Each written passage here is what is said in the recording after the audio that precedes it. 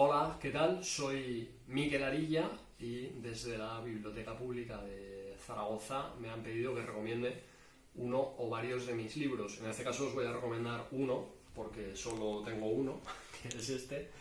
Es mi poemario, En la ciudad sin mar, publicado por Elefante Ediciones de Poesía. La razón por la que os lo recomiendo es porque es poesía